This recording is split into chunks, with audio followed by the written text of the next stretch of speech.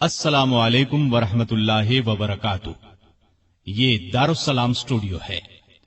اس بار ہم آپ کی خدمت میں پیش کر رہے ہیں فاروق اعظم، انبیاء کی جماعت اور امت کے سب سے افضل انسان ابو بکر صدیق کے بعد اسلام کے دوسرے خلیفہ راشد فاروق اعظم کا درجہ ہے۔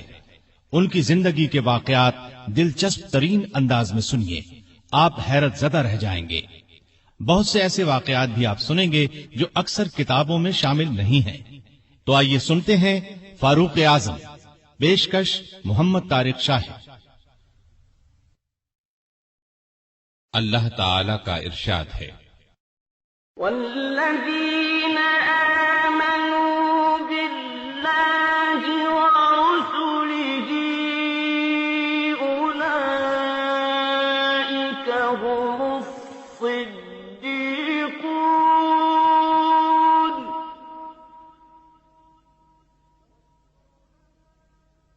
والشہداء عند ربهم لهم أجرهم ونورهم۔ وہ لوگ جو اللہ اور اس کے رسولوں پر ایمان لائے ہیں، یہی تو وہ ہیں جو ان کے پروردگار کے نزدیک صدیق اور شہید ہیں، ان کے لیے اجر اور نور ہے۔ رسول اللہ صلی اللہ علیہ وسلم کا ارشاد ہے، اللہ تعالی نے عمر کے دل اور زبان پر حق جاری کر دیا ہے۔ وہ فاروق ہے جس کے ذریعے اللہ تعالی نے حق اور باطل کے درمیان فرق کیا۔ جماعت اصحاب روشن ستارے ہیں، آسمان پر موجود ستاروں کی روشنی کم و بیش ہے۔ یہی مثال صحابہ کرام رضی اللہ عنہم کی ہے، لیکن ہیں سبھی روشن۔ ان میں سب سے نمایاں، سب سے روشن اور سب سے تابناک بہرحال پہلے چار صحابہ رضی اللہ عنہم ہی ہیں۔ یہی پہلے چار اصحاب خلفائے راشدین ہیں۔ عشرہ مبشرہ میں بھی سب سے پہلے انہی کا نام ہے۔ آج ہم آپ کو انوکھی خصوصیات والے انسان کی کہانی سناتے ہیں۔ اللہ کے رسول صلی اللہ علیہ وسلم نے اپنے 10 صحابہ کا نام لے کر فرمایا تھا، میرے یہ 10 صحابہ جنتی ہیں۔ گویا انہیں دنیا ہی میں جنتی ہونے کی بشارت عطا ہوئی۔ ان میں سے ایک سیدنا عمر فاروق رضی اللہ عنہ ہیں۔ انبیاء کی جماعت کے بعد اور مسلمانوں کے پہلے خلیفہ راشد یار غار سیدنا ابو بکر کے بعد اس دنیا میں سب سے زیادہ فضیلت دوسرے خلیفہ راشد سیدنا عمر فاروق ہی کو حاصل ہے۔ نبی صلی اللہ علیہ وسلم نے ان کے بارے میں اس طرح دعا فرمائی تھی، اے اللہ اسلام کو عمر کے ذریعے سے قوت اور عزت دے۔ ان کے زمانے میں اسلامی حکومت 22 لاکھ مربع میل رقبے تک پھیل گئی۔ بعض موقعوں پر ان کی تائید میں آیات نازل ہوئیں۔ ان کی خلافت کا زمانہ بہترین اسلامی حکومت کا زمانہ تھا۔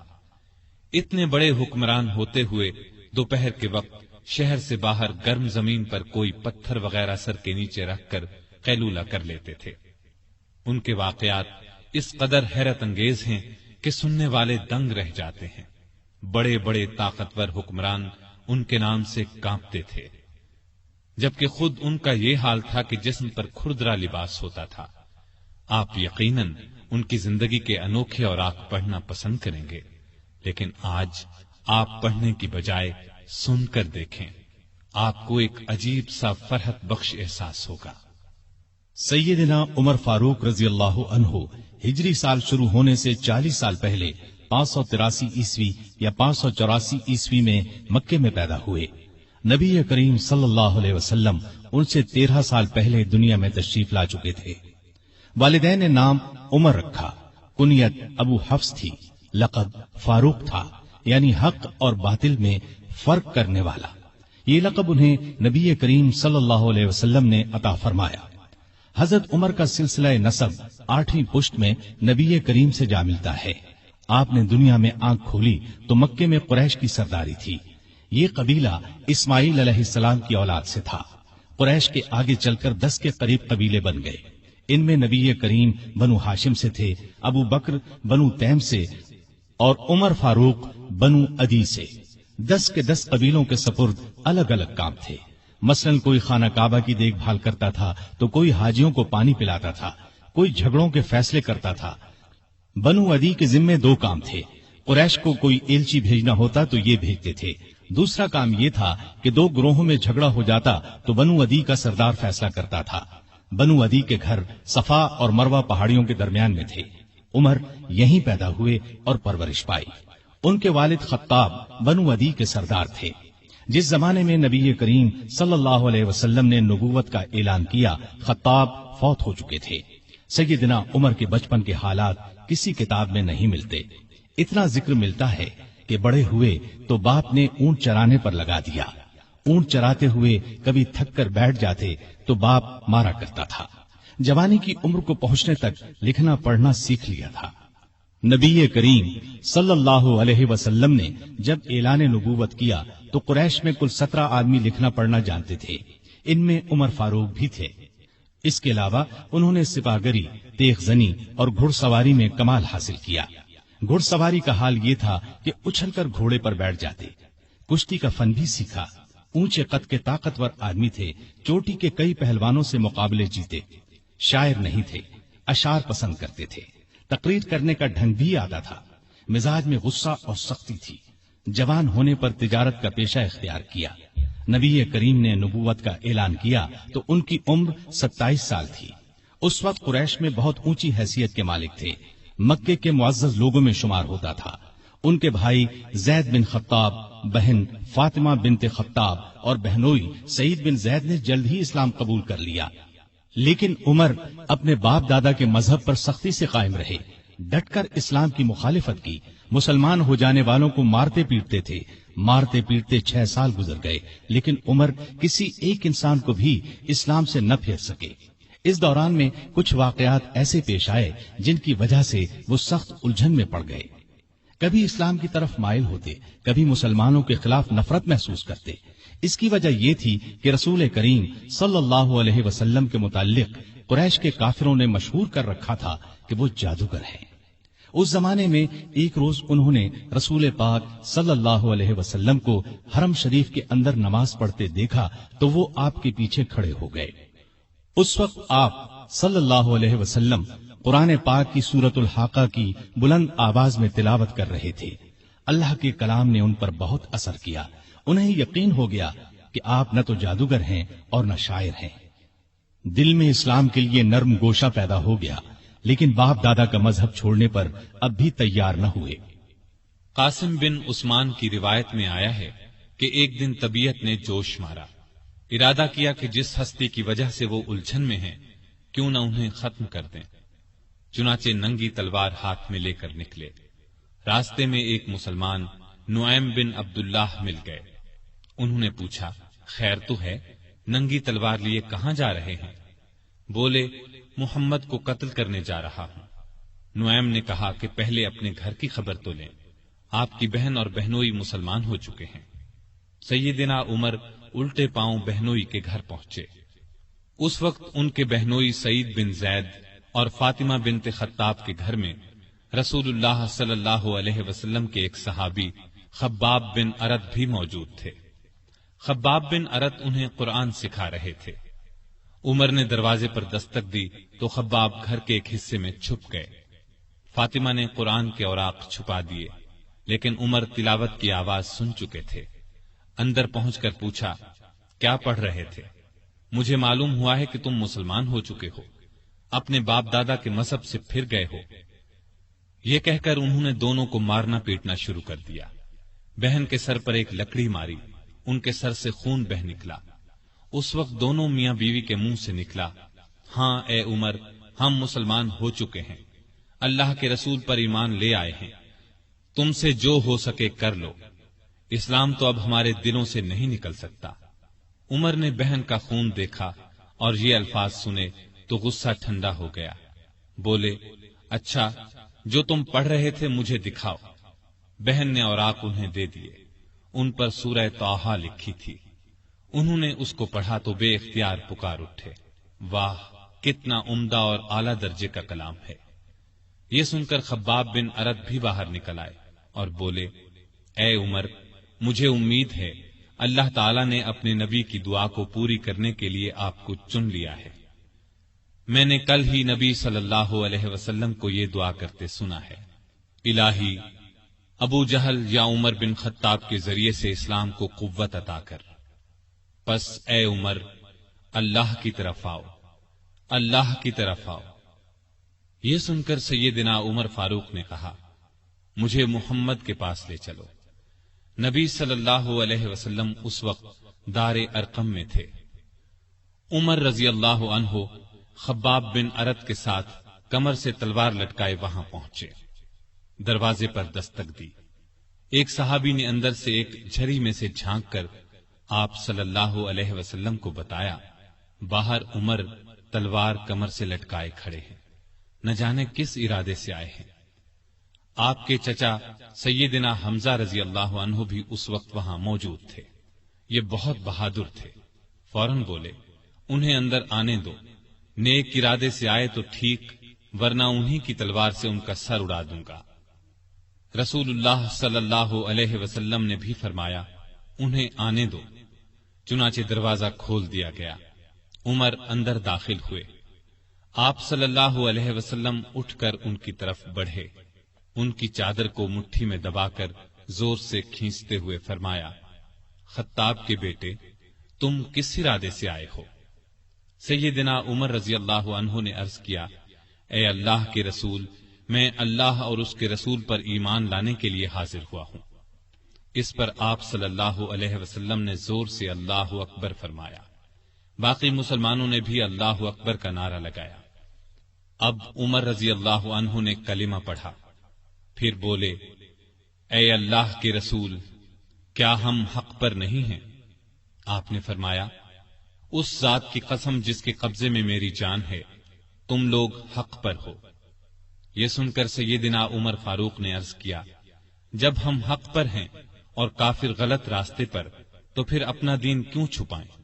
آپ نے فرمایا، اے عمر، ابھی ہماری تعداد تھوڑی ہے اور تم دیکھ رہے ہو کہ ہم کن حالات سے گزر رہے ہیں۔ سیدنا عمر نے یہ سن کر فرمایا، اس ذات کی قسم جس نے آپ کو نبی بنا کر بھیجا ہے، میں اسلام لانے سے پہلے جن لوگوں میں اٹھتا بیٹھتا تھا، اب مسلمان ہو کر ان کے سامنے جاؤں گا۔ اس پر تمام مسلمان دار ارقم سے 2 صفیں بنا کر نکلے اور کعبے کی طرف روانہ ہوئے۔ ایک صف میں عمر تھے، دوسری میں حمزہ۔ سب نے مسجد حرام میں نماز ادا کی۔ قریش نے یہ دیکھا تو طیش میں آ گئے۔ اس وقت تو کچھ نہ کہا، جب عمر تنہا نظر آئے تو ان پر حملہ کر دیا۔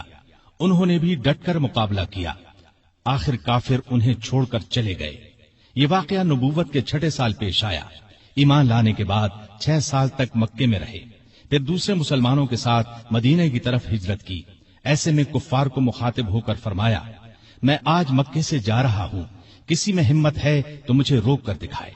کوئی آگے نہ آیا۔ اس طرح آپ قباء پہنچے۔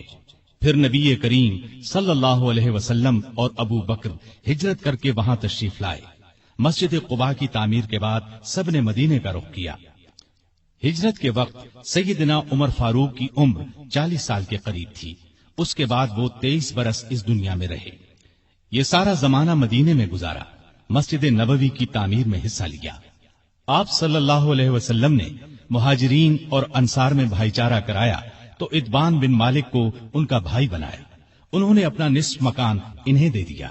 عبداللہ بن زید نے خواب میں اذان کے الفاظ سنے۔ انہوں نے یہ الفاظ نبی کریم صلی اللہ علیہ وسلم کو سنائے تو آپ صلی اللہ علیہ وسلم نے سیدنا بلال کو حکم دیا، اذان کہیں۔ جو ہی انہوں نے اذان شروع کی، سیدنا عمر فاروق اپنی چادر گھسیٹتے ہوئے آئے اور بولے، اے اللہ کے رسول صلی اللہ علیہ وسلم، اس ذات کی قسم جس نے آپ کو نبی بنا کر بھیجا ہے، میں نے بھی بالکل یہی الفاظ خواب میں سنے ہیں۔ یہ سن کر آپ بہت خوش ہوئے۔ آج تک اذان انہی الفاظ میں دی جا رہی ہے اور قیامت تک دی جاتی رہے گی۔ ہجرت کے دوسرے سال بدر کی لڑائی پیش آئی۔ سیدنا عمر فاروق بھی اس غزوے میں شریک ہوئے۔ اس غزوے میں انہوں نے ایک نامی بہادر آس بن ہشام کو قتل کیا۔ یہ رشتے میں ان کا ماموں تھا۔ اگلے سال احد کی لڑائی ہوئی۔ سیدنا عمر اس لڑائی میں بھی شریک ہوئے۔ بدر کی لڑائی میں عمر فاروق کی بیٹی سیدہ حفصہ بیوہ ہو گئی تھی۔ نبی کریم صلی اللہ علیہ وسلم کی خواہش پر سیدنا عمر نے ان کا نکاح آپ سے کر دیا۔ اس طرح وہ رسول کریم صلی اللہ علیہ وسلم کے سسر بنے۔ ان کی بیٹی کو مومنوں کی ماں کا درجہ حاصل ہوا۔ ہجرت کے 5ویں سال شوال میں خندق کی لڑائی پیش آئی۔ سیدنا عمر نے بھی خندق کھو دی۔ خندق کے ایک حصے کی حفاظت سیدنا عمر کے سپرد کی گئی۔ بعد میں اس جگہ ان کے نام سے مسجد تعمیر کی گئی جو آج بھی موجود ہے۔ ہجرت کے 6 سال نبی کریم صلی اللہ علیہ وسلم نے کعبے کی زیارت کا ارادہ فرمایا۔ آپ 1400 صحابہ کے ساتھ روانہ ہوئے، ان میں سیدنا عمر بھی تھے۔ حدیبیہ کے مقام پر کافروں سے جو معاہدہ ہوا تو کچھ دوسرے صحابہ کے ساتھ وہ سیدنا عمر پر بھی گراں گزرا۔ وہ رسول اللہ صلی اللہ علیہ وسلم کی خدمت میں حاضر ہوئے اور عرض کی، کیا آپ اللہ کے سچے نبی نہیں ہیں؟ آپ نے فرمایا، یقیناً میں اللہ کا سچا نبی ہوں۔ کہا، کیا ہم حق پر اور ہمارا دشمن باطل پر نہیں ہے؟ آپ نے فرمایا، ہم حق پر اور ہمارا دشمن باطل پر ہے۔ کہا، اے اللہ کے رسول، جب ہم حق پر اور ہمارا دشمن باطل پر ہے تو پھر دب کر کیوں صلح کریں؟ آپ نے فرمایا، میں اللہ کا رسول ہوں، اللہ کے حکم کے خلاف نہیں کرتا، وہی میرا مددگار ہے۔ سیدنا عمر پھر ابو بکر صدیق کے پاس گئے اور ان سے بھی یہی کہا تو انہوں نے فرمایا، اے جوان، بلا شبہ نبی کریم صلی اللہ علیہ وسلم اللہ کے رسول ہیں۔ وہ اپنے رب کی نافرمانی نہیں کر سکتے اور وہی ان کا ناصر و مددگار ہے۔ بس ان کی رکاب کو تھامے رہو، یعنی ہر معاملے میں ان کی فرما برداری کرو۔ نبی کریم صلی اللہ علیہ وسلم نے فرمایا، میں اللہ کا رسول ہوں، اللہ کے حکم کے خلاف نہیں کرتا، وہی میرا مددگار ہے۔ تب جا کر سیدنا عمر کو اطمینان ہوا۔ نبی کریم صلی اللہ علیہ وسلم واپس روانہ ہوئے تو سورہ فتح نازل ہوئی۔ آپ نے سیدنا عمر کو بلا کر اللہ تعالیٰ کا یہ ارشاد سنایا کہ ہم نے آپ کو کھلی فتح عطا کی۔ ساتھ ہی آپ نے فرمایا، مجھ پر آج ایسی صورت نازل ہوئی ہے جو مجھے اس دنیا سے زیادہ پیاری ہے۔ سیدنا عمر رضی اللہ عنہ نے حدیبیہ کی صلح کے موقع پر جو گفتگو کی تھی وہ خلوص نیت پر مبنی تھی۔ پھر بھی انہیں تمام زندگی اس بات کا افسوس رہا کہ کیوں انہوں نے اس طرح کے سوال جواب کیے۔ اس کے بدلے میں انہوں نے بہت سے روزے رکھے، کئی غلام آزاد کیے اور بہت سی نفل نمازیں پڑھی۔ ہجرت کے 7ویں سال خیبر کی لڑائی ہوئی، اس میں بھی سیدنا عمر رضی اللہ عنہ شریک تھے۔ ذی-قعد 7 ہجری میں نبی صلی اللہ علیہ وسلم عمرے کے لیے تشریف لے گئے۔ 2000 مسلمان آپ کے ساتھ تھے۔ سیدنا عمر بھی ان میں شامل تھے۔ ذات سلاسل کی جنگ میں بھی شریک ہوئے۔ سلاسل جگہ کا نام ہے، یا اس مقام پر قبیلہ جزام کا ایک چشمہ تھا جس کا نام سلسل تھا۔ مسلمان لشکر اسی چشمے پر اترا تھا، اسی لیے اس غزوے کو ذات السلاسل کہا جاتا ہے۔ 8 ہجری 10 رمضان کو رسول اللہ صلی اللہ علیہ وسلم 10,000 ہتھیار بند صحابہ کے ساتھ مدینے سے مکے کی طرف روانہ ہوئے۔ ان میں سیدنا عمر بھی شامل تھے۔ مکے سے کچھ فاصلے پر آپ صلی اللہ علیہ وسلم نے پڑاؤ ڈالا۔ اس میدان کا نام اب وادی فاطمہ ہے۔ قریش کے سردار ابو سفیان نے 2 آدمیوں کو حالات معلوم کرنے کے لیے بھیجا۔ پھر ابو سفیان خود نبی کریم صلی اللہ علیہ وسلم کی خدمت میں حاضر ہوئے۔ ایسے میں سیدنا عمر رضی اللہ عنہ نے عرض کیا، اے اللہ کے رسول، مجھے اجازت دیں میں ابو سفیان کا سر اڑا دوں۔ لیکن آپ نے ایسا کرنے کی اجازت نہ دی۔ اس موقع پر ابو سفیان نے اسلام قبول کیا۔ ان کے بعد مکے کے باقی ماندہ لوگ بھی مسلمان ہو گئے۔ فتح مکہ کے بعد غزوہ حنین پیش آیا۔ اس غزوے کی ابتدا میں مسلمانوں کے پاؤں اکھڑ گئے۔ صرف رسول اللہ صلی اللہ علیہ وسلم چند صحابہ کے ساتھ میدان میں کھڑے رہے۔ ان میں سیدنا عمر بھی تھے۔ پھر سیدنا عباس رضی اللہ عنہ کی آواز پر مسلمان پلٹے اور کفار کو شکست دی۔ تبوک کی لڑائی کے لیے سیدنا عمر نے اپنے مال کا نصف حصہ نبی صلی اللہ علیہ وسلم کی خدمت میں پیش کیا۔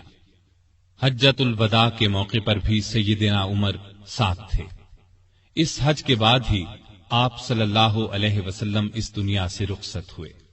सफर 11 हिजरी में आप सल्लल्लाहु अलैहि वसल्लम ने उसामा बिन जैद को इस्लामी लश्कर का सिपाह सालार मुकर्रर किया और हुक्म दिया कि जाकर रूमियों से मूता की लड़ाई का बदला ले। मूता की लड़ाई हिजरत के 8वें साल में हुई थी। इसमें उसामा के वालिद जैद और बहुत से सहाबा रजी अल्लाह अन्हुम शहीद हो गए थे। चुनाचे आपने ये लश्कर रवाना फरमाया। इसमें बड़े बड़े सहाबा के साथ सैयदना उमर भी शरीक थे। आप सल्लल्लाहु अलैहि वसल्लम ने रहलत फरमाई तो सैयदना उमर रजी अल्लाह अन्हु को आपकी वफात का यकीन ही नहीं आता था। वो ये ऐलान कर रहे थे, जो शख्स ये कहेगा कि रसूलुल्लाह सल्लल्लाहु अलैहि वसल्लम ने वफात पाई है, मैं उसकी गर्दन उड़ा दूंगा। फिर अबू बकर रजी अल्लाह अन्हु के समझाने पर यकीन आया कि नबी सल्लल्लाहु अलैहि वसल्लम रहलत फरमा चुके हैं। आप सल्लल्लाहु अलैहि वसल्लम की वफात के बाद खिलाफत के मसले पर मुसलमानों में इख्तिलाफ पैदा हुआ तो उस मौके पर सैयदना उमर ने अबू बकर रजी अल्लाह अन्हु का नाम खिलाफत के लिए सबके सामने रखा। सभी ने इससे इत्तिफाक किया। अबू बकर के बारे में सैयदना उमर के ये अल्फाज हैं, अबू बकर रसूलुल्लाह सल्लल्लाहु अलैहि वसल्लम के सहाबी हैं, गार के साथी हैं। ये तमाम मुसलमानों से ज्यादा तुम्हारे मामलात के वाली होने के हकदार हैं। खलीफा बनने के बाद सैयदना अबू बकर ने सबसे पहले उसामा बिन जैद का लश्कर रवाना फरमाया। ये लश्कर नबी करीम सल्लल्लाहु अलैहि वसल्लम की शदीद अलालत की वजह से मरीना से बाहर मकाम जुरुफ पर ठहर गया था और फिर वफात की वजह से रवाना न हो सका था। इस मौके पर सैयदना अबू बकर ने उसामा बिन जैद से कहा कि सैयदना उमर फारूक रज़ी अल्लाह अन्हु को उनके पास छोड़ जाएं, क्योंकि उनके मशवरों की जरूरत पड़ेगी। उसामा बिन जैद ने खुशी से ये बात मंजूर की। अबू बकर की खिलाफत 2.25 बरस रही। तमाम अरसे में सैयदना उमर उनके खास मुशीर रहे। इस दौरान में सैयदना उमर ने सैयदना अबू बकर को मशवरा दिया कि कुरान को एक जगह जमा कर दिया जाए।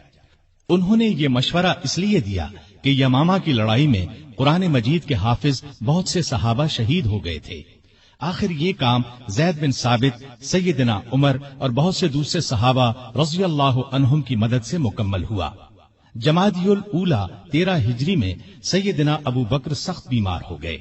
बचने की उम्मीद न रही तो उन्होंने खिलाफत के बारे में चंद बड़े बड़े सहाबा से मशवरा किया। खुद उन्होंने सैयदना उमर का नाम तजवीज किया। बाद सहाबा ने इस पर कहा कि वो मिजाज के बहुत सख्त हैं। इस पर अबू बकर ने फरमाया, जब उन पर खिलाफत का बोझ पड़ेगा तो नर्म हो जाएंगे।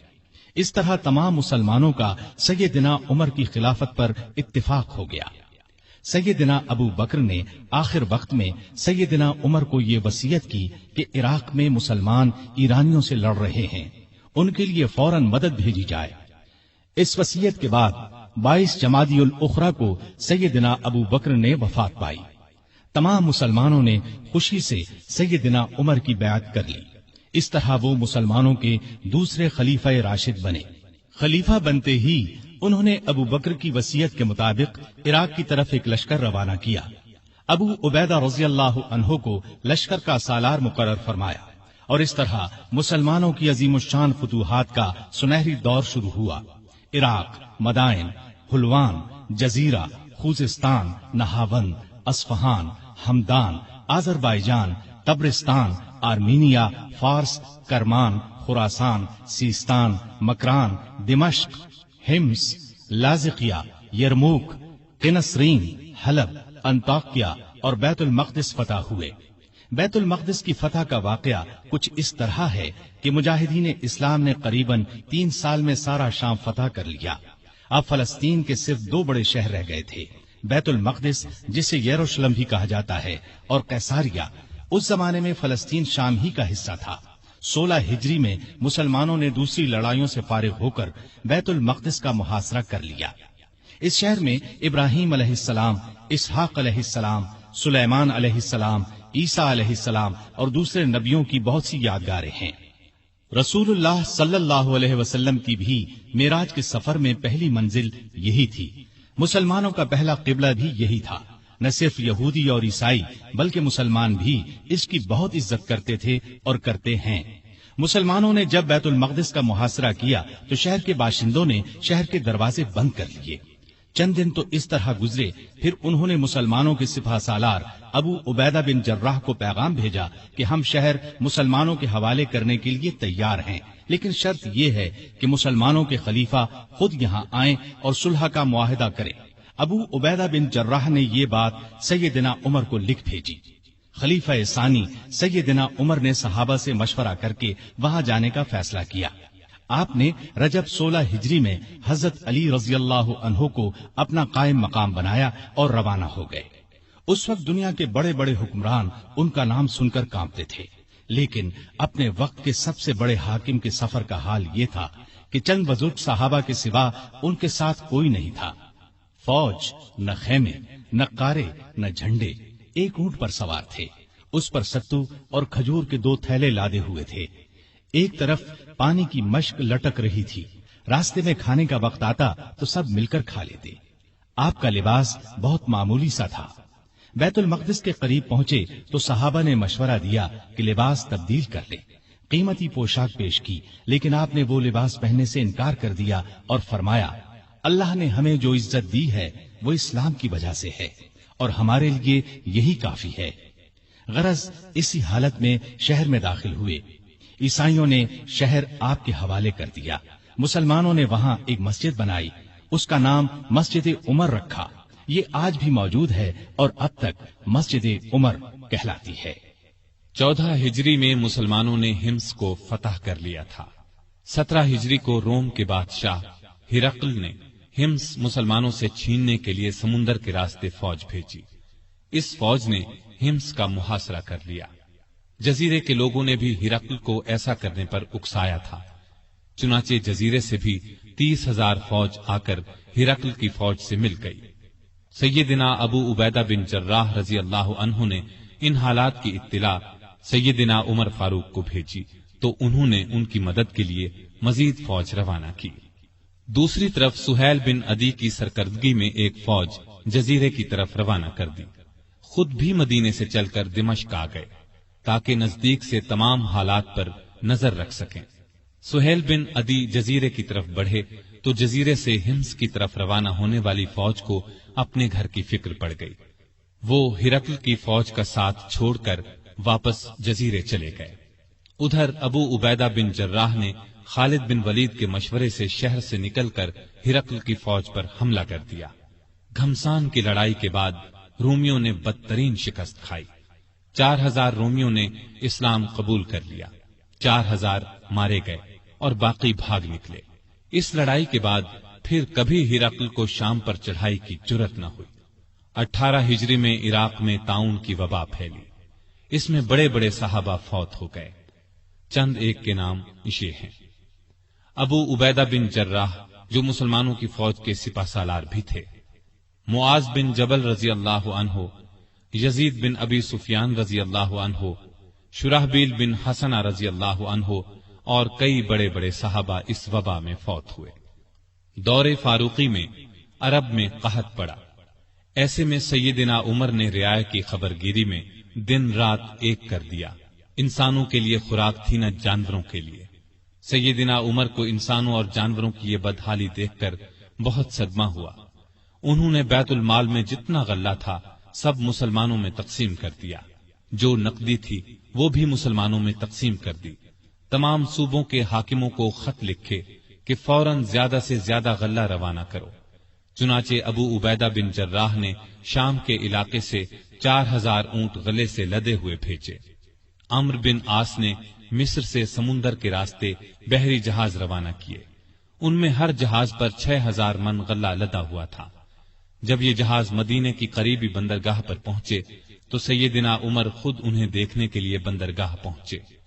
غلے کو حفاظت سے رکھنے کے لیے بندرگاہ میں 2 بڑے بڑے مکان بنوائے، دوسرے صوبوں سے بھی بہت سا غلہ پہنچ گیا۔ غلے کی تقسیم کا یہ انتظام کیا کہ بہت سے رجسٹر بنوائے، ان میں قحط کا شکار ہونے والوں کے نام درج کیے گئے، ہر ایک نام کے ساتھ ان کی ضرورت کے مطابق غلے کی مقدار لکھی گئی۔ پھر ہر شخص کو پرچی دی گئی، اس پر سیدنا عمر کی مہر ہوتی تھی۔ اس پرچی کے مطابق انہیں روزانہ غلہ دیا جاتا۔ اس کے علاوہ سیدنا عمر ہر روز 20 اونٹ اپنے سامنے ذبح کرواتے اور ان کا گوشت پکوا کر لوگوں کو کھانا کھلاتے۔ اس طرح ہزاروں آدمی روزانہ سیدنا عمر رضی اللہ عنہ کے دسترخوان پر کھانا کھاتے۔ غلے کے علاوہ لوگوں میں کپڑے اور کھجوریں بھی تقسیم کی جاتی، اور خود اپنا یہ حال تھا کہ اس زمانے میں گوشت، دودھ اور گھی کھانا بالکل چھوڑ دیا تھا، اکثر بھوکے رہتے یا عام لوگوں کے ساتھ خود بھی کھاتے۔ اس طرح اس کا اثر آپ کے جسم پر پڑا۔ لوگ انہیں دیکھتے اور کہتے، اگر قحط دور نہ ہوا تو رعایا کا غم انہیں مار ڈالے گا۔ ایک دن ایک شخص سے پانی مانگا، اس کے پاس شہد تھا، اس نے وہی پیش کر دیا۔ آپ نے شہد پینے سے انکار کر دیا اور فرمایا، قیامت کے دن اگر مجھ سے پوچھا گیا کہ لوگ روٹی کو ترس رہے تھے اور تو شہد کھاتا تھا تو میں کیا جواب دوں گا؟ ایسا بھی ہوا کہ گھی کا برتن اور آٹے کی بوری اٹھواتے اور جہاں کہیں بھوکوں کا مجمع نظر آتا اپنے خادم کی مدد سے کھانا تیار کرواتے اور انہیں کھلاتے۔ دیہاتوں میں جاتے، وہاں اونٹ ذبح کرتے، گوشت، آٹا اور کپڑے لوگوں میں تقسیم کرتے۔ قحط کے دنوں میں سخت بے چین رہتے اور دعا کرتے تھے، اے اللہ، میرے عملوں کی وجہ سے محمد صلی اللہ علیہ وسلم کی امت کو تباہ نہ کر۔ لوگوں کا خیال اس قدر تھا کہ فرمایا کرتے تھے، اگر دریائے فرات کے کنارے ایک کتا بھی بھوکا مر گیا تو اللہ کے سامنے مجھے اس کا جواب دینا ہوگا۔ وہ خود اور لوگ رو رو کر بارش کی دعائیں کرتے تھے۔ آخر ایک دن نبی صلی اللہ علیہ وسلم کے چچا عباس رضی اللہ عنہ اور دوسرے مسلمانوں کو لے کر نکلے اور نہایت عاجزی سے ان الفاظ میں دعا کی، اے اللہ، پہلے تو ہم اپنے نبی صلی اللہ علیہ وسلم کے وسیلے یعنی نبی کی دعا کے وسیلے سے تجھ سے دعا کیا کرتے تھے، اب ہم تجھ سے اپنے نبی کے چچا کے وسیلے یعنی چچا کی دعا کے وسیلے سے دعا کرتے ہیں کہ ہم پر بارش نازل فرما۔ ابھی یہ دعا ہو رہی تھی کہ آسمان پر بادل چھا گئے اور ایسی موسلا دھار بارش ہوئی کہ ہر طرف پانی ہی پانی نظر آنے لگا۔ اس بارش نے خشک کھیتوں میں جان ڈال دی اور قحط دور ہو گیا۔ بیت المقدس کی فتح کے بعد شام میں قیصاریہ کا شہر باقی رہ گیا تھا، اس پر ابھی تک رومیوں کا قبضہ تھا۔ بحیرہ روم کے ساحل پر ایک بہت بڑا شہر تھا۔ یہ مہم امیر معاویہ کے سپرد کی گئی، انہوں نے شہر کو فتح کیا۔ 80,000 رومیوں میں سے بہت کم زندہ بچے۔ اب پورے شام پر اسلام کا جھنڈا لہرانے لگا۔ اس زمانے میں مصر کا ملک بھی رومی حکومت کے ماتحت تھا۔ 18 ہجری میں حضرت عمر نے حضرت عمرو بن عاص رضی اللہ عنہ کو 4,000 کا لشکر دے کر مصر روانہ کیا۔ مصر کا حاکم مقوقس تھا، اس نے بے تحاشا فوج جمع کر لی، قلعہ بھی حد درجے محفوظ تھا۔ ان حالات کی خبر عمرو بن عاص نے سیدنا عمر کو دی تو انہوں نے 10,000 فوج اور بھیجی اور ان کے ساتھ بزرگ صحابی زبیر بن عوام کو سالار مقرر کیا۔ ان کے ہاتھ پر قلعہ فتح ہوا۔ اس کے بعد اسکندریہ کی باری آئی۔ اسکندریہ کی فتح کے بعد سیدنا عمر نے عمرو بن عاص کو مصر کا گورنر مقرر کیا۔ دریائے نیل مصر کا ایک بہت بڑا دریا تھا۔ تاریخ میں ہے کہ ایک دن بہت سے مصری عمرو بن عاص کے پاس آئے اور کہا، اس سال دریائے نیل میں پانی بہت کم رہ گیا ہے، ہماری فصلیں برباد ہو رہی ہیں۔ پرانے زمانے سے یہ رسم چلی آ رہی ہے کہ جب دریا میں پانی کم ہو جائے تو ہم ایک مقررہ تاریخ کو ایک کنواری لڑکی چن لیتے ہیں، اس کے والدین کی مرضی سے اسے نہایت قیمتی زیور اور کپڑے پہنا کر دلہن کی طرح بنا دیتے ہیں، پھر اسے دریائے نیل میں گرا دیتے ہیں۔ اس طرح دریا میں پانی چڑھ جاتا ہے، ارد گرد کے تمام علاقے سیراب ہو جاتے ہیں۔ اگر آپ اجازت دیں تو ہم یہ رسم ادا کریں۔ عمرو بن عاص نے کہا، یہ تو بڑی ظالمانہ رسم ہے۔ جواب میں انہوں نے کہا، اگر آپ نے ہمیں یہ رسم ادا کرنے کی اجازت نہ دی تو ملک میں قحط پڑ جائے گا، ہم تباہ ہو جائیں گے۔ عمرو بن عاص نے فرمایا، تم لوگ نادان ہو، اللہ کے حکم کے بغیر دریا میں پانی ہرگز کم یا زیادہ نہیں ہو سکتا۔ اسلام ایسی فضول رسموں کو مٹانے کے لیے آیا ہے۔ میں تمہیں ایک بے گناہ لڑکی پر ظلم کرنے کی اجازت نہیں دوں گا۔ مصری مایوس ہو کر لوٹ گئے۔ اتفاق سے دریا میں پانی کم ہو گیا، لوگ قحط کے ڈر سے وطن چھوڑنے کی تیاری کرنے لگے۔ سیدنا عمرو بن عاص نے یہ سارا قصہ سیدنا عمر کو لکھ بھیجا۔ انہوں نے جواب میں لکھا، الحمدللہ، آپ نے مصریوں کو بالکل ٹھیک جواب دیا۔ اسلام واقعی ایسی فضول رسموں کو مٹانے کے لیے آیا ہے۔ میں ایک خط بھیج رہا ہوں، اس کو دریائے نیل میں ڈال دینا۔ عمرو بن عاص نے خط کو دریا میں ڈالنے سے پہلے اس کی عبارت پڑھی۔ اس کے الفاظ یہ تھے، اے نیل، اگر تو اپنے اختیار سے بہہ رہا ہے تو مت بہہ، اور اگر تو اللہ تعالیٰ کے حکم سے بہہ رہا ہے تو میں اللہ تعالیٰ کے حضور دعا کرتا ہوں کہ وہ تجھے پہلے کی طرح زیادہ پانی کے ساتھ جاری کر دے۔ یہ رقعہ دریا میں ڈال دیا گیا۔ دوسرے دن جب مصر کے لوگ سو کر اٹھے تو انہوں نے اللہ کی قدرت کا عجیب نظارہ دیکھا۔ دریا کا پانی کئی گز اوپر چڑھ گیا تھا، کناروں سے نکل کر ارد گرد کے علاقوں کو سیراب کر رہا تھا۔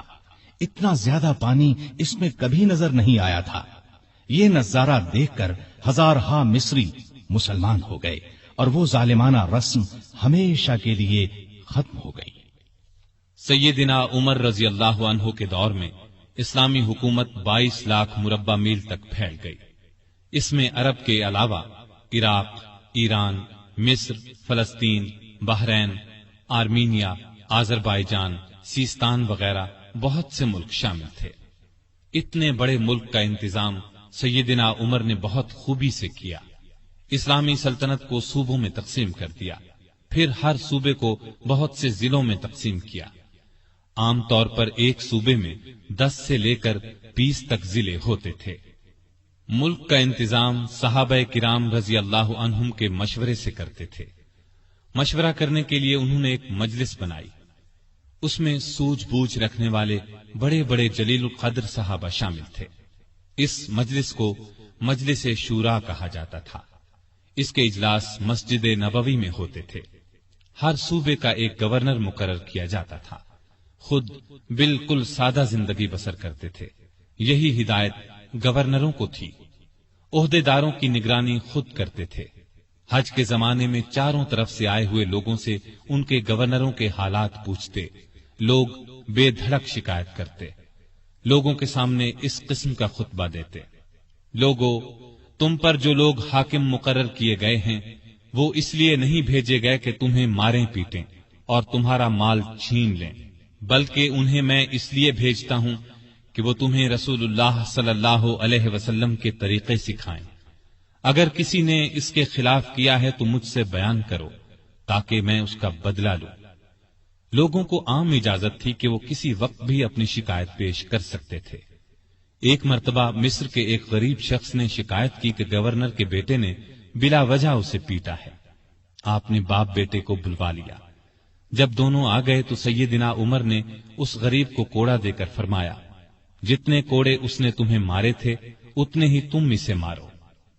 اس غریب نے کوڑے مارنے شروع کیے۔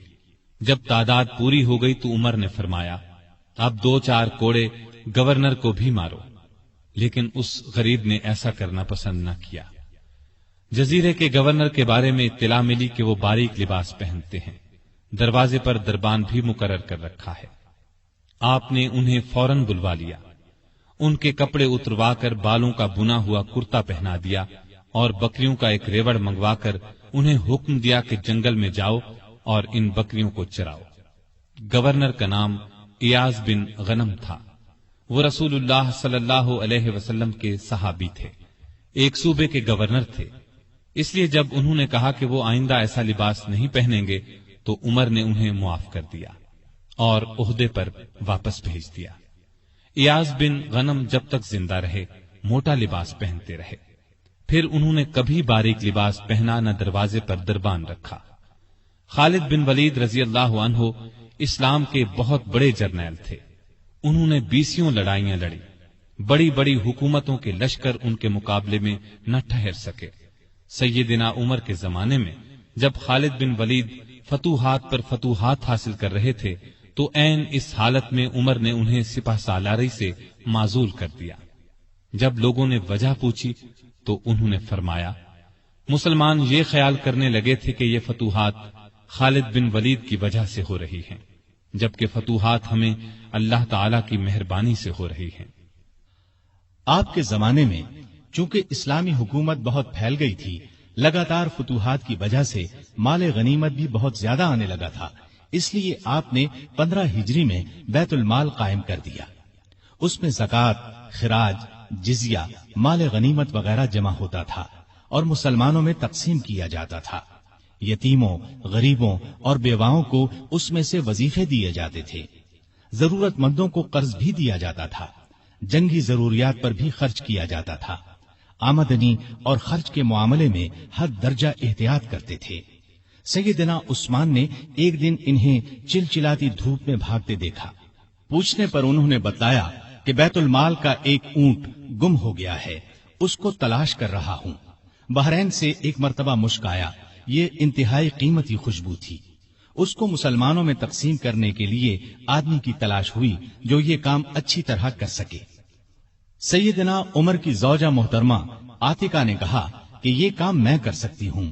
سیدنا عمر نے فرمایا، نہیں، میں تمہیں اس کی اجازت نہیں دے سکتا، اس لیے کہ تمہاری انگلیوں پر جو مشک لگ جائے گا وہ تم اپنے کپڑوں پر لگا لو گی، اس طرح عام مسلمانوں سے زیادہ تمہارے حصے میں آئے گا۔ ایک مرتبہ بیمار ہو گئے، لوگوں نے علاج کے طور پر شہد تجویز کیا۔ بیت المال میں شہد موجود تھا لیکن آپ نے لینا گوارا نہ کیا۔ آخر لوگوں کو جمع کیا گیا، جب سب نے اجازت دے دی تب شہد لیا۔ آپ نے عدل و انصاف کا بہترین نمونہ دنیا کو دکھایا۔ اللہ سے ڈرنے والے قاضی مقرر کیے، ان کی تنخواہیں مقرر کی، انہیں حکم دیا کہ تمام فیصلے قرآن اور حدیث کے مطابق کیے جائیں۔ قرآن اور حدیث میں حکم نہ ملے تو جس رائے پر عالموں کا اتفاق ہو اس کے مطابق فیصلہ دیا جائے۔ انہوں نے کوفہ میں شریح کو قاضی مقرر کیا، ان کے فیصلے بہت مشہور ہوئے۔ امیر المومنین کے خلاف بھی فیصلے دے دیتے تھے۔ سیدنا علی نے بھی انہیں اپنے دور میں قاضی کے عہدے پر قائم رکھا۔ قبیلہ غسان کے بادشاہ جبلہ نے اسلام قبول کر لیا۔ وہ حج کرنے کے لیے آیا، اس کی چادر پر ایک غریب بدو کا پاؤں آ گیا۔ اس نے بدو کو زور سے تھپڑ دے مارا، بدو کی ناک کی ہڈی ٹوٹ گئی۔ وہ سیدنا عمر کی خدمت میں حاضر ہو گیا، انصاف کا طلبگار ہوا۔ سیدنا عمر نے جبلہ کو بلا بھیجا، وہ حاضر ہوا تو آپ نے اسے کہا، تم نے اس غریب مسلمان سے زیادتی کی ہے، لہذا بدلہ دو۔ یہ غریب تمہیں اس جگہ تھپڑ مارے گا جس جگہ اس کے منہ پر تھپڑ لگا ہے۔ ہاں، اگر تم اس سے معافی مانگ لو اور یہ معاف کر دے تو اور بات ہے۔ جبلہ نے کہا، مجھے ایک دن کی مہلت دی جائے تاکہ میں غور کر سکوں۔ جبلہ کو ایک دن کی مہلت مل گئی۔ وہ وہاں سے فرار ہو کر شام چلا گیا اور دوبارہ عیسائی مذہب اختیار کر لیا۔ ایک مرتبہ حج کے موقع پر ایک شخص نے گورنر کی شکایت کی کہ اس نے مجھے بے قصور 100 کوڑے مارے ہیں۔ سیدنا عمر رضی اللہ عنہ نے شکایت درست پائی تو حکم دیا، تم بھی اسے 100 کوڑے مارو۔ ایک عیسائی کسان نے شکایت کی کہ اس کے کھیتوں سے مسلمان فوج گزری ہے جس سے اس کا نقصان ہوا ہے۔ آپ نے بیت المال سے اسے 10,000 درہم دینے کا حکم دیا۔ سیدنا عمر فاروق نے عام لوگوں کو منع کر دیا کہ وہ شریعت کے کسی مسئلے پر اپنا فیصلہ دیں۔ اس کام کے لیے انہوں نے فتوے جاری کرنے کا محکمہ قائم کیا۔ فتوے دینے والے بزرگوں کے نام یہ ہیں: سیدنا عثمان، سیدنا علی، سیدنا عبد الرحمن بن عوف، سیدنا ابی بن قعب، سیدنا معاذ بن جبل، سیدنا زید بن ثابت، سیدنا ابو درداء، سیدنا ابو ہریرہ رضی اللہ تعالی عنہم۔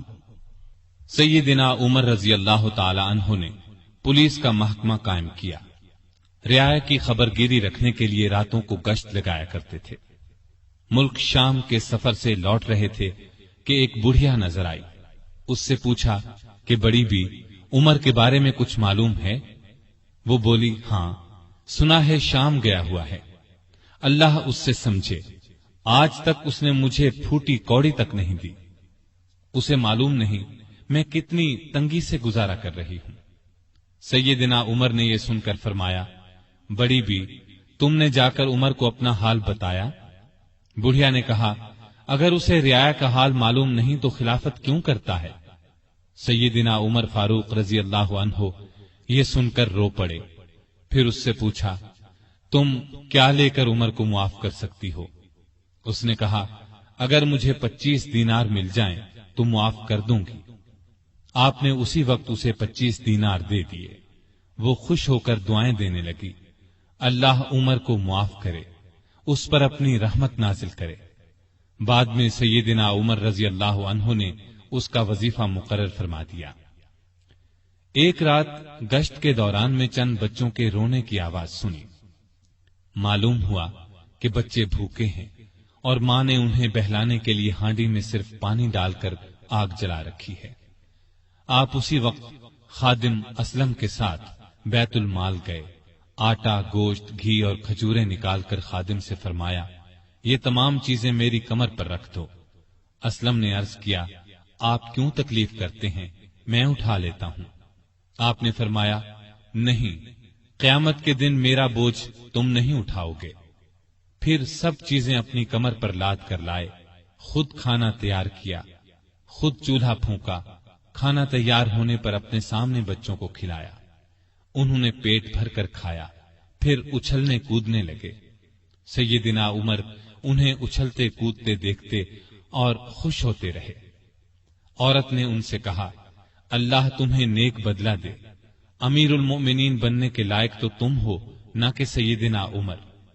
सैयदना उमर फारूक रजी अल्लाह अन्हु ये सुनकर मुस्कुराए, फिर वापस मदीना आए और उस औरत का वजीफा मुकर्रर कर दिया। एक रोज शाम के वक्त मदीने के बाहर एक काफिला उतरा। सैयदना उमर ने अब्दुर्रहमान बिन औफ रजी अल्लाह अन्हु को साथ लिया और रात भर काफिले का पहरा देते रहे। एक काफिले में एक नन्हे बच्चे को रोते देखा तो उसकी मां पर नाराज हुए कि बच्चे को दूध क्यों नहीं पिलाती। वो आपको पहचानती नहीं थी। कहने लगी, अमीरुल मोमिनीन ने हुक्म दिया है कि जब तक बच्चे मां का दूध पीते रहें, बैतुल माल से उनका वजीफा मुकर्रर न किया जाए। मैं इसका दूध छुड़ा रही हूं ताकि वजीफा लग जाए। ये है इसके रोने की वजह। सैयदना उमर ये सुनकर रोए, फिर ऐलान कर दिया कि जिस दिन कोई बच्चा पैदा होगा उसका वजीफा उसी दिन से मुकर्रर हो जाएगा। एक मर्तबा लोगों को खाना खिला रहे थे। एक शख्स को बाएं हाथ से खाना खाते देखा।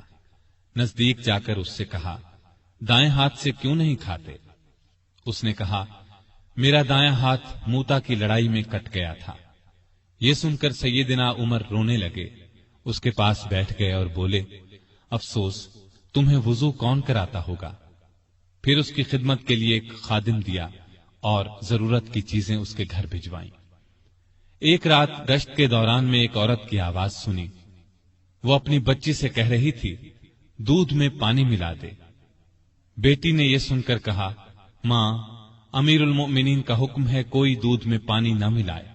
मां ने यह सुनकर कहा, बातें न बना, पानी मिला। अमीरुल मोमिनीन कौन सा देख रहे हैं? लड़की ने कहा, अमीरुल मोमिनीन तो नहीं देख रहे, मगर अल्लाह तो देख रहा है। सैयदना उमर ने मां बेटी की ये गुफ्तगू सुनी तो अपने खादिम से कहा, इस घर को अच्छी तरह पहचान लो। दूसरे दिन उनके बारे में पता करवाया। उन्हें लड़की की ईमानदारी इस कदर पसंद आई कि अपने बेटे आसिम के लिए रिश्ता मांग लिया। इस तरह ये शादी हुई। बनु उमैया के उमर बिन अब्दुल अजीज रहमतुल्लाह अलैह इसी खातून के नवासे थे। उन्हें अदल इंसाफ, सादगी, परहेजगारी की वजह से दूसरा उमर कहा जाता है। उनका दौर बेहतरीन दौर हुआ। मदीने की एक बेसहारा अंधी औरत के घर की सफाई अमीरुल मोमिनीन खुद किया करते थे। रसूलुल्लाह सल्लल्लाहु अलैहि वसल्लम के एक सहाबी सईद बिन यरबूक की आखिरी उम्र में बीनाई जाती रही। उनके लिए एक खादिम मुकर्रर किया जो उन्हें मस्जिद तक लाता था। रास्ता चलते एक औरत ने सैयदना उमर फारूक को रोक लिया और कहा, मैं रसूलुल्लाह सल्लल्लाहु अलैहि वसल्लम के सहाबी खुफाफ बिन ईमा की बेटी हूं। शौहर फौत हो गया है, छोटे छोटे बच्चे हैं, कोई जमीन भी नहीं है। बच्चों को घर में छोड़कर मेहनत मजदूरी भी नहीं कर सकती कि बच्चों को कोई नुकसान न पहुंच जाए। हजरत उमर ने उसकी पूरी बात तवज्जो से सुनी और फरमाया, तुम थोड़ी देर यहीं ठहरो। ये कहकर घर गए। वापस लौटे, एक मोटे ताजे ऊंट पर बहुत सा सामान लदा हुआ साथ लाए। उस पर कपड़े और नकद रकम भी थी। उस औरत से फरमाया, ये ऊंट ले जाओ, जब खत्म हो जाए तो बता देना।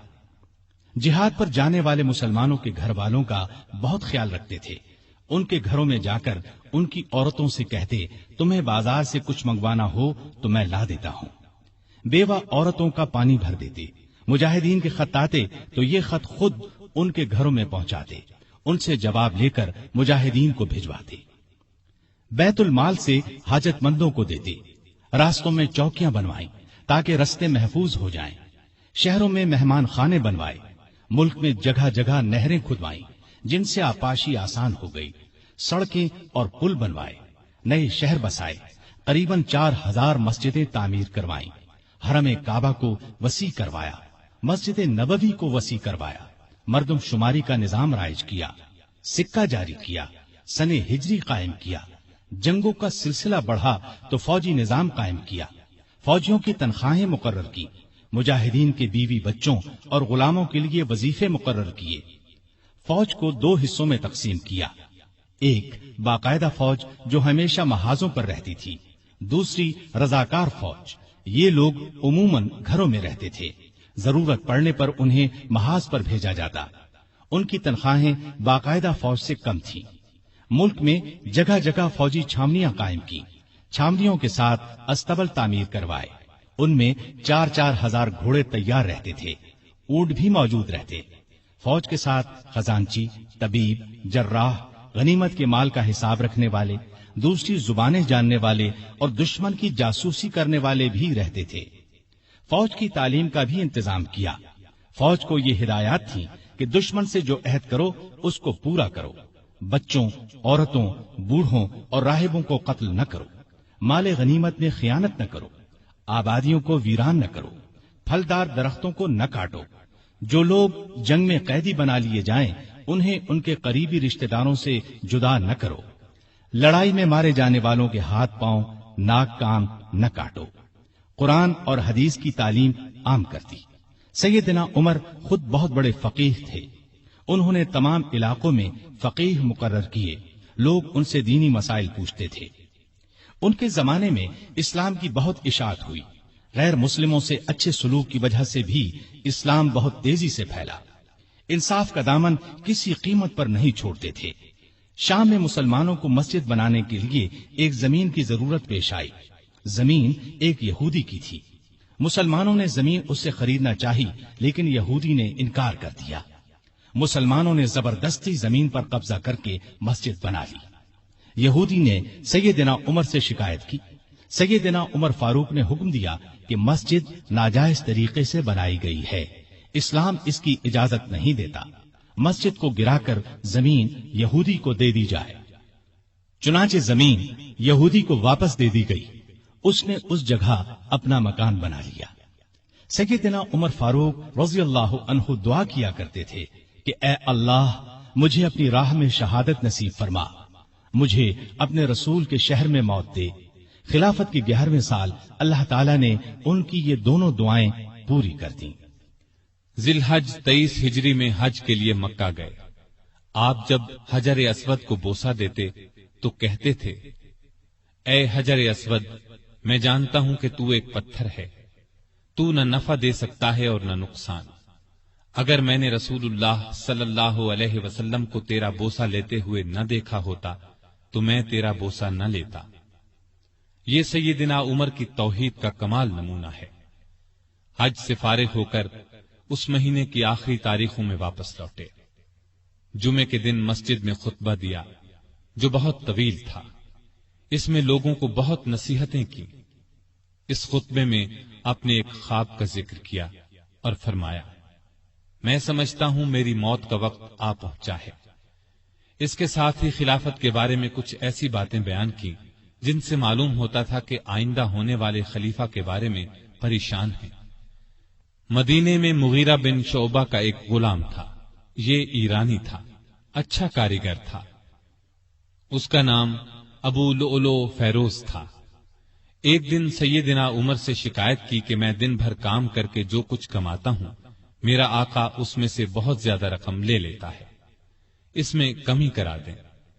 सैयदना उमर ने पूछा, तुम कौन सा काम जानते हो?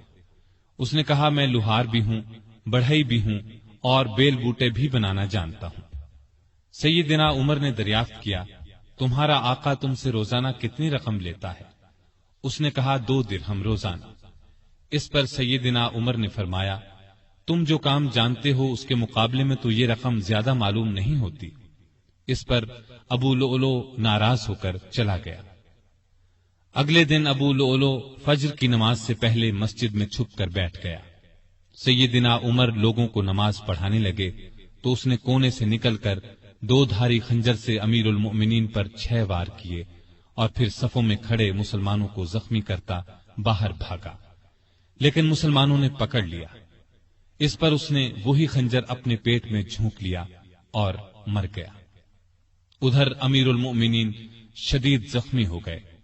انہوں نے عبد الرحمن بن عوف رضی اللہ عنہ کا ہاتھ پکڑ کر اپنی جگہ کھڑا کر دیا، خود زمین پر گر پڑے۔ لوگوں نے نماز سے فارغ ہو کر دیکھا، جن مسلمانوں کو ابو لؤلؤ نے زخمی کیا تھا ان میں سے 7 دم توڑ چکے تھے، باقی بہت زیادہ زخمی نہیں ہوئے تھے۔ البتہ سیدنا عمر کی حالت نازک تھی۔ ایسے میں انہوں نے عبداللہ بن عباس سے پوچھا، مجھے کس نے مارا ہے؟ انہوں نے بتایا، مغیرہ بن شعبہ کے غلام ابو لؤلؤ نے۔ یہ سن کر فرمایا، اللہ کا شکر ہے، میری موت کسی ایسے شخص کے ہاتھ سے نہیں ہوئی جو اسلام کا دعویٰ کرتا ہو۔ لوگ انہیں اٹھا کر گھر لائے، دودھ پلایا گیا تو وہ زخموں کے راستے باہر آ گیا۔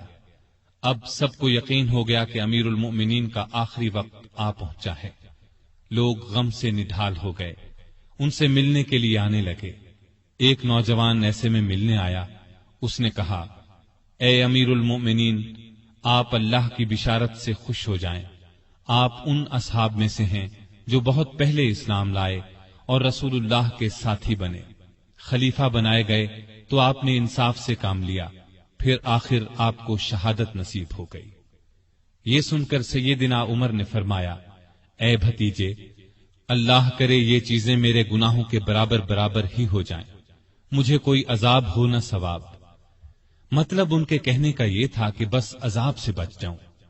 وہ نوجوان واپس جانے لگا تو سیدنا عمر فاروق رضی اللہ عنہ کی نظر اس کی چادر پر پڑی جو زمین کو چھو رہی تھی۔ اس نازک حالت میں بھی انہیں شریعت کا اس قدر پاس تھا کہ فرمایا، اس نوجوان کو واپس بلاؤ۔ اسے واپس ان کے سامنے لایا گیا تو فرمایا، اے بھتیجے، اپنا تہبند اونچا باندھو، اس سے کپڑا بھی صاف رہے گا اور تمہارے رب کے نزدیک یہ پرہیزگاری کی بات بھی ہے۔ سیدنا ابن عباس رضی اللہ عنہ نے ان کا مرتبہ اور نیکیاں بیان کی تو فرمایا، اللہ کی قسم، اگر میرے پاس دنیا بھر کا سونا ہوتا تو اس سے پہلے کہ میں اللہ کے عذاب کو دیکھوں میں اسے اللہ کی راہ میں دے دیتا، یعنی عذاب کے خوف سے سارا سونا خیرات کر دیتا۔ اس کے بعد اپنے بیٹے عبداللہ کو بلایا، ان سے پوچھا کہ مجھ پر کتنا قرض ہے۔ انہوں نے حساب لگا کر بتایا 86,000 درہم۔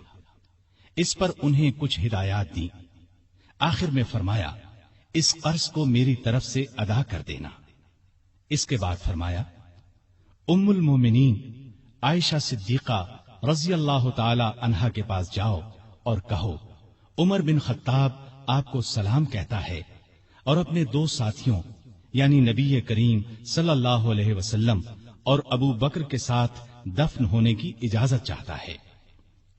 عبداللہ بن عمر عائشہ صدیقہ کی خدمت میں حاضر ہوئے۔ وہ اس وقت سیدنا عمر کے صدمے میں رو رہی تھی۔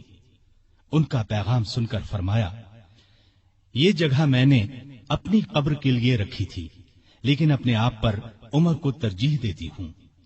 سیدنا عبداللہ یہ جواب سن کر واپس آئے اور سیدنا عمر کو ان کا جواب بتایا۔ آپ نے اللہ کا شکر ادا کیا، پھر فرمایا، میں مر جاؤں تو میرا جنازہ اٹھا کر وہاں لے جانا اور انہیں سلام کر کے ایک بار پھر عرض کرنا، عمر بن خطاب اجازت طلب کرتا ہے، اگر اجازت دے دیں تو مجھے اندر لے جا کر دفن کر دینا، اور اگر انکار کر دیں تو عام مسلمانوں کے قبرستان میں دفن کر دینا۔ حالت جب زیادہ نازک ہو گئی تو فرمایا، خلافت کا حقدار عثمان، علی، زبیر، عبد الرحمن بن عوف اور سعد بن ابی وقاص رضی اللہ عنہم سے زیادہ کسی کو نہیں سمجھتا۔ رسول اللہ صلی اللہ علیہ وسلم بھی وفات تک ان سے خوش تھے۔ ان میں سے جسے خلیفہ چن لیا جائے اس کی اطاعت کرنا۔ پھر اپنے بعد ہونے والے خلیفہ کو وصیت کی کہ مہاجرین اور انصار سے اچھا سلوک کرنا، جو لوگ ہماری پناہ میں آ گئے ان کی جانوں اور مالوں کی حفاظت کرنا، ان سے کیے ہوئے ہر عہد کو پورا کرنا۔ آپ 27 ذی الحج 23 ہجری کو زخمی ہوئے۔ 3 دن بعد 1 محرم 24 ہجری کو وفات پائی اور شہادت کے درجے پر فائز ہوئے۔ اس وقت عمر 63 سال تھی۔ جنازہ چارپائی پر رکھا گیا تو چاروں طرف لوگ جمع ہو گئے۔ سیدنا علی رضی اللہ عنہ آئے تو فرمایا، اللہ آپ پر رحم فرمائے، آپ نے کوئی ایسا شخص نہیں چھوڑا کہ اللہ کے سامنے جانے کے لیے مجھے اس کے عمل آپ کے عمل سے زیادہ پسند ہو۔ اللہ کی قسم، مجھے امید تھی کہ اللہ آپ کو آپ کے دونوں ساتھیوں کے ساتھ رکھے گا، اس لیے کہ میں اکثر رسول اللہ صلی اللہ علیہ وسلم کو اس طرح فرماتے ہوئے سنا کرتا تھا، میں گیا اور ابو بکر و عمر گئے، میں داخل ہوا اور ابو بکر و عمر داخل ہوئے، میں نکلا اور ابو بکر و عمر نکلے۔ جنازہ حضرت صہیب رضی اللہ عنہ نے پڑھایا۔ حضرت علی، عثمان، سعد بن ابی وقاص اور عبد الرحمن بن عوف رضی اللہ عنہم نے قبر میں میت کو اتارا اور اسلام کے اس بہت بڑے فرزند کو ہمیشہ کے لیے رسول اللہ صلی اللہ علیہ وسلم اور سیدنا ابو بکر رضی اللہ عنہ کا ساتھ نصیب ہو گیا ہے۔ سیدنا عمر رضی اللہ عنہ نے کئی شادیاں کی، ان سے 8 یا 9 لڑکے، 4 یا 5 لڑکیاں ہوئیں۔ مشہور بیویوں کے نام یہ ہیں: زینب بنت مزعون رضی اللہ عنہا، عاتقہ بنت زید رضی اللہ عنہا، ام حکیم بنت حارث رضی اللہ عنہا، ام کلثوم بنت علی رضی اللہ عنہا۔ اولاد میں سے حفصہ، عبداللہ، عبید اللہ اور عاصم رضی اللہ عنہم بہت مشہور ہیں۔ حفصہ رضی اللہ عنہا کو رسول اللہ صلی اللہ علیہ وسلم کی پاک بیویوں میں شامل ہونے کا شرف حاصل ہے، وہ ام المومنین کہلائی۔ آپ میں اللہ کا خوف انتہا کو پہنچا ہوا تھا، عبادت کا شوق بھی بے حد تھا، راتوں کو جاگ کر نفل پڑھا کرتے تھے۔ قرآن کریم کی جن آیات میں قیامت کا ذکر ہے ان کو پڑھتے وقت بہت روتے۔ تراویح کی نماز کو انہوں نے باجماعت کرایا، ان کے دور سے آج تک تراویح باجماعت ادا کی جاتی ہے۔ آپ میں بردباری حد درجے کی تھی، دوسروں کی نکتہ چینی کو صبر اور حوصلے سے برداشت کرتے تھے۔ آپ نے ایک وقت میں کبھی دسترخوان پر 2 سالن جمع نہ کیے۔ رسول اللہ صلی اللہ علیہ وسلم اور ابو بکر رضی اللہ عنہ کا بھی یہی معمول تھا۔ نبی کریم صلی اللہ علیہ وسلم سے آپ کو انتہا درجے کی محبت تھی۔ آپ صلی اللہ علیہ وسلم پر اپنی جان قربان کرنے کے لیے ہر دم تیار رہتے تھے۔ کوئی رسول اللہ صلی اللہ علیہ وسلم کی شان میں ذرا سی گستاخی کرتا تو اس کی گردن اڑانے پر تیار ہو جاتے۔ ایک بار سیدنا عمر فاروق رضی اللہ عنہ نے فرمایا، اے اللہ کے رسول، مجھے آپ سے اپنی جان سے بھی زیادہ محبت ہے۔ نبی کریم صلی اللہ علیہ وسلم نے سیدنا عمر فاروق رضی اللہ عنہ کو دنیا ہی میں جنتی ہونے کی بشارت دی۔ سیدنا عمر فاروق رضی اللہ عنہ کے چند اقوال یہ ہیں: بزرگ بننے کے لیے علم حاصل کرو۔ جو آدمی خود کو عالم کہے وہ جاہل ہے، جو خود کو جنتی کہے وہ جہنمی ہے۔ جس سے تمہیں نفرت ہے اس سے ڈرتے رہو۔ بڑھاپے سے پہلے جوانی اور موت سے پہلے بڑھاپے کو غنیمت جانو۔ سب سے بری آوازیں 2 ہیں، نوحہ اور راگ یعنی گانا۔ کم بولنا دانائی، کم کھانا صحت، کم سونا عبادت اور عام لوگوں سے کم ملنا عافیت ہے۔ توبہ کی تکلیف سے گناہ کا چھوڑنا آسان ہے۔ برا چاہنے والوں کی دوستی سے پرہیز کرنا ضروری ہے۔ جو عیب سے واقف کرے وہ دوست ہے، اور جو اس پر تعریف کرے وہ ایسا ہے جیسے دوسرے کو ذبح کر دیا جائے۔ سلامتی گمنامی میں ہے۔ اللہ تعالی سیدنا عمر فاروق رضی اللہ عنہ پر رحمت فرمائے، آمین۔